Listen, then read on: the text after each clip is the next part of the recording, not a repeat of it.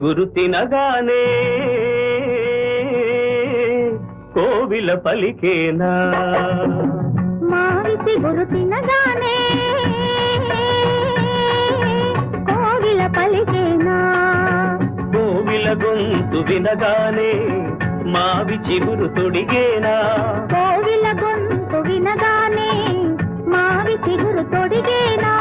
ఏమో ఏమనునో గాని ఆమని ఈవని మావిసి గురు తినగానే